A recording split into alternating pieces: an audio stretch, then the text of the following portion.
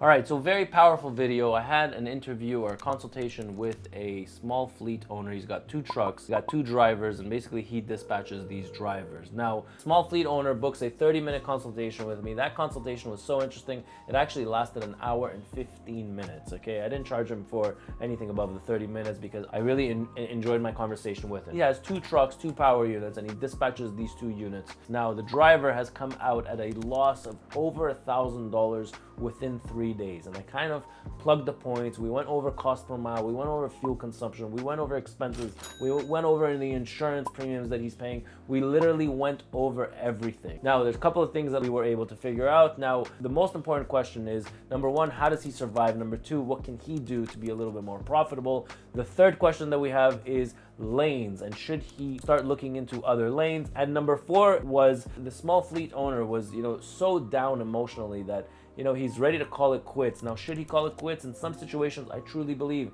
that, some scenarios you really need to pick up your hands and just call it quits. But in a lot of times, there's certain things that we could do to make ourselves a little bit more profitable, and you really shouldn't call it quits. It's not time to call it quits. But let's go over the full scenarios. All right, so here he is. One of his trucks is in Miami, Florida, and he took a load to Chicago, Illinois. Really, this was the best load that he was able to find. So the driver's pay is $897. That's based on 65 cents per mile.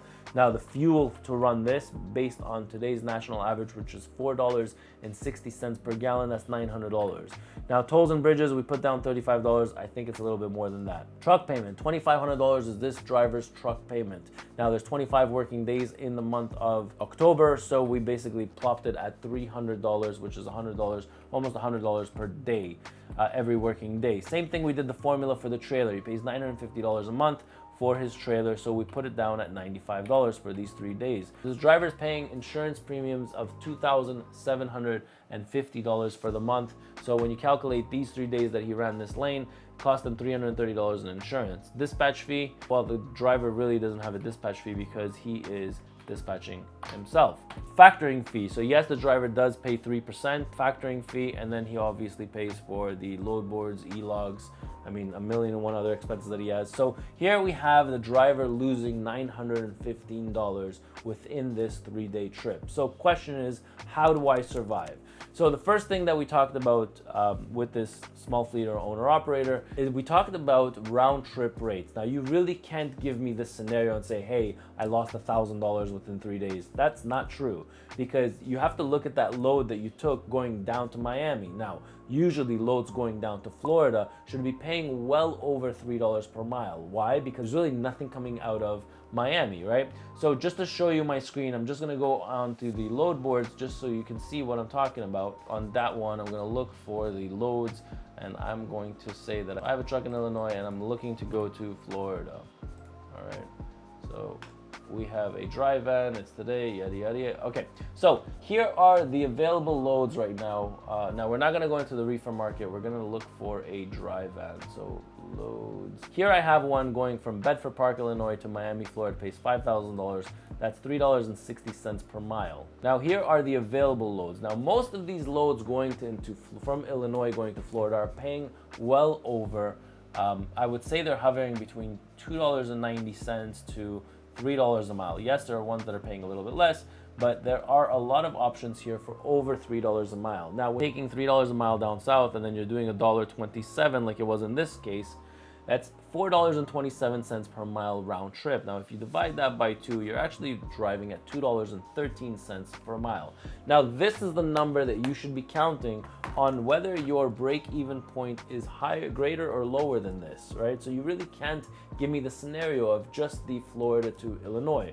And any round trip that you guys are doing out there, you really have to count round trip and not one way, because sometimes you have loads paying, over $3 a mile to one destination, and then $1.20, $1.30, $1.40 to another destination. So the key is to find that, those lanes that you're comfortable with that are paying you $3, $4 on the outbound plus another $2.50 on the inbound, round trip rates of $2.50, $2.60, and you're a happy camper and you're profitable. In a case like this, how do I survive? So when the driver asks me how does he survive, so I like to tell people that, listen, maybe running 1,500 miles each way is not the most profitable lanes.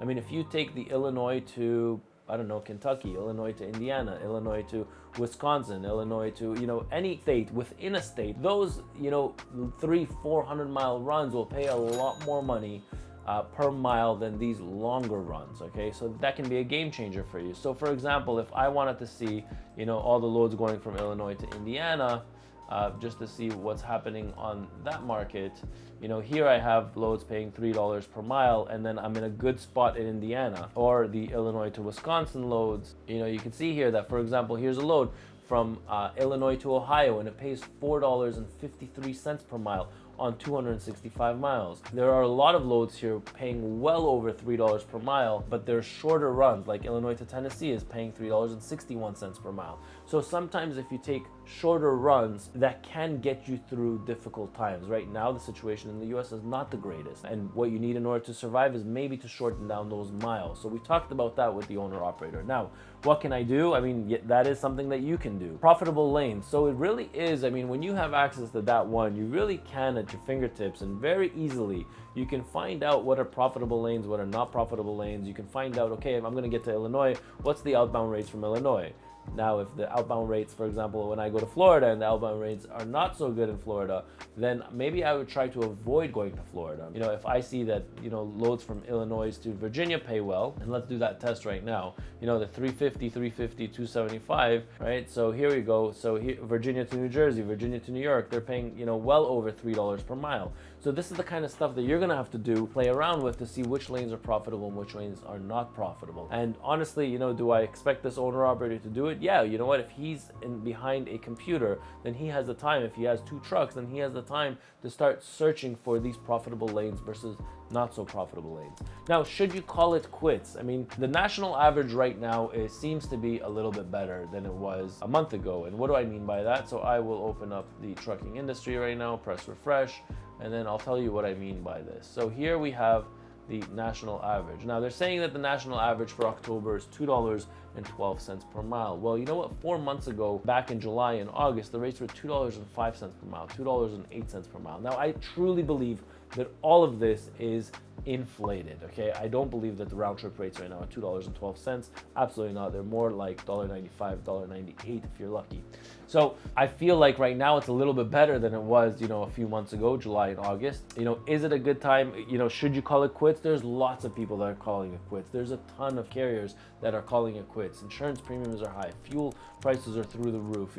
So much instability in this world right now. The good thing is that the trucks of prices have significantly come down. So should I call it quits? So when I analyzed this owner-operator situation, I said, no, I don't think that you should call it quits. I actually told him that I'd be able to help him and guide him through some profitable lanes. We booked a few more consultations together, and we were able to together, I was able to show him a little bit more profitable lanes for him and what he can do in order to survive. In good times, when we looked at these national averages, if we were here last year or, a year and a half ago, these national averages were well over $3 per mile, $3.50 per mile. It was literally like an auction for your truck. So you need to learn to survive right now, and the ones that will survive right now, they're going to benefit from the good times that are ahead of us. And yes, there are going to be good times ahead of us. Some are saying that it's going to last until Q1, maybe Q2 of next year, but I promise you that it will get better out there. Again, guys, if you take anything away from this video, is you can't count your profitability on one way. You also can't even count it on a round trip.